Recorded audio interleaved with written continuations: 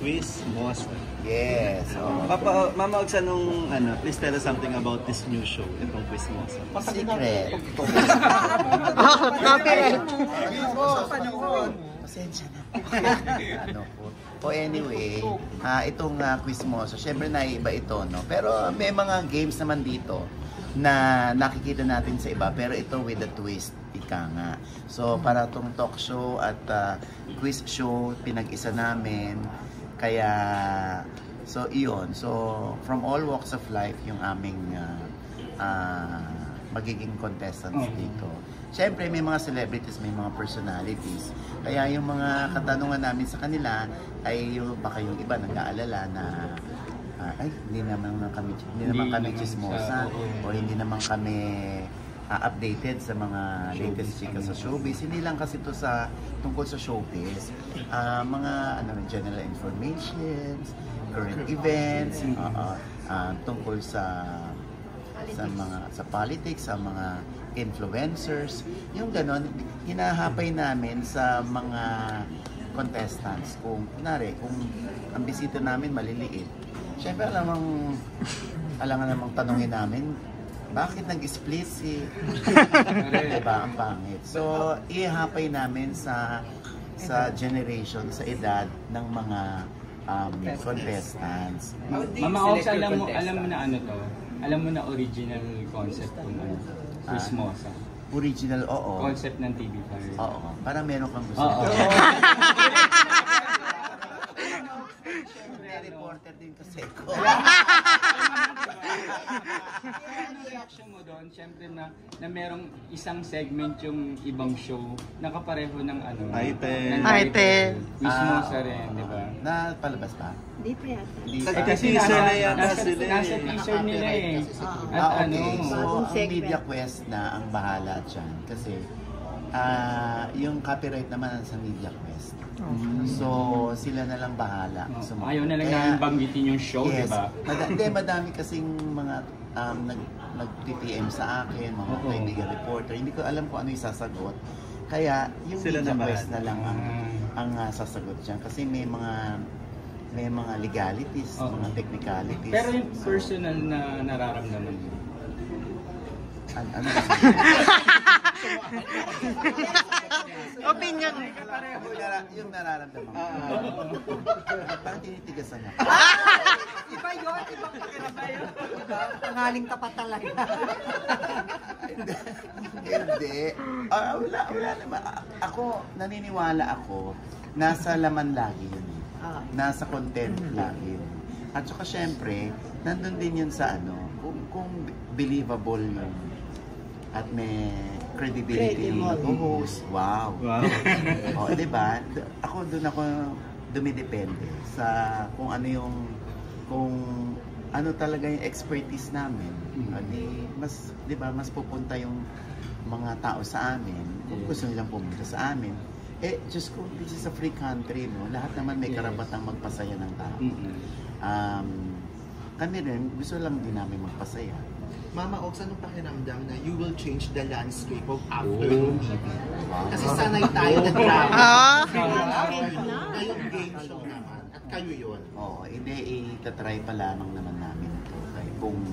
Kung gaano ka-effective. At syempre, nandun din kami sa punto na gusto namin ibalik yung mga tao na magbukas ng TV nila, ng kanilang remote control, para manood sa free TV. Iba din kasi experience pag, alam mo yun, old school tayo. So, Bukod dito sa Chismosa, nangangarap ka ba na magkaroon ka rin ng sarili mong talk show parang si Boy Abunda? Sodom. Talk show? Ako sa ngayon, ayoko. Ayun ba? Ang dami-dami ko na ginagawa. Tita Erlinda. O baka makalimutan ako ng mga anak ko. Hindi, kasi sorry. Kasi ang talk show ngayon hindi na kasi real time na ngayon eh. Pag nakuha ni Alan yung yung issue ngayon. Yeah. Largan niya na, tapos dudukutin na lang sa kanya. So wala, magdudukutan lang tayo sa Social mga talk media show. na. Social media na. So iba na yung landscape ngayon ng pagbabalita, Yes. tsaka ng talk show. Kaya nga kami, minsan nauhuli rin naman kami sa OGBS Showbiz Update. Wala kami magagawa. Minsan nakaka-scoop kami. Sa amin pumipick up. Minsan kasi iba pumipick up sa Quezon Ave. Hindi yun. Alimol, bakalbo. Pero bongga pa rin ang views. Oo. Ma'am Ogs, anong contribution ng iyong mga co-host? Yeah. Ayan, parang Anong quality? Anong qualities na meron Ambag sila? nila sa show. First, pakilala ko muna. Hi, ako po si Tonton. An- Po si Tita Jack. ano yung mga magiging contribution niya dito sa Ikaw tayo Christmas? magsalita. Siyempre magdadagdag po kami ng saya na Saya, ibibigay ni correct. Papa Sila Mo. yung, Check, hey. 1, 2, 3, check. 1, 2, test. sila yung quizmates ko. Sila yung mga tinawag na quizmates kasi sila yung mga co-host namin. Sila yung nasa audience. Sila yung nasa audience. Sila rin yung nagbibigay ng mechanics. Sila rin yung mga nakikipag-banter sa akin. Sila rin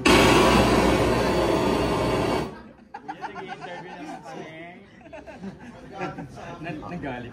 sila rin yung sila rin yung pag may mga side comments sa kanila nang gagaling. Yeah. Makaka-quiz mo sa kami ni Papa ko. Yes. Doon kami sa audience. Yes. Si Kid din ba is chismoso? Sa totoong buhay, Oo. sakto lang. Minsan mas may alam ka eh. Wala! May mga pa-blind item ka rin ba dito? Ah. Ma'am Ogs? Darating din yung time na kung hindi pwedeng pangalanan, iba blind item natin.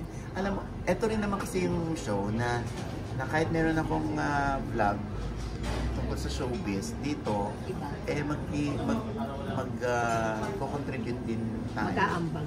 Mag-aambag din ako para, syempre, pipick upin din dito sa Quizmosa, yung doon namin unang nabalitaan sa Quizmosa. Sa mga bago din, ang mga Oo. ilalabas, hindi yung mga lumang mga...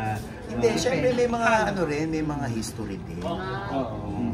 Yung mga ganun. So, lahat halo. Ayaw naman namin sabihin na puro current events o yung mga Gaano nangyayari kayo sa ka-hands kasalukuyan ng kaya namin. dito sa inyong show na to? Gaano kayo ka-hands? Part of the creative din ako. So, kaya medyo immersed invested ako dito sa Quizmosa.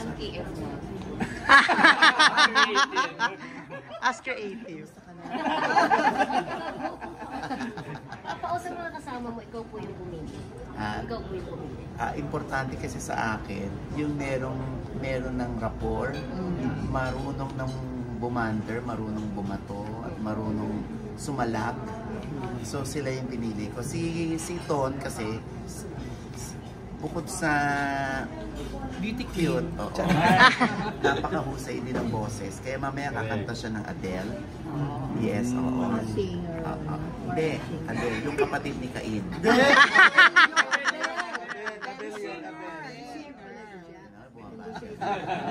Yan yung mga asahan nyo sa amin.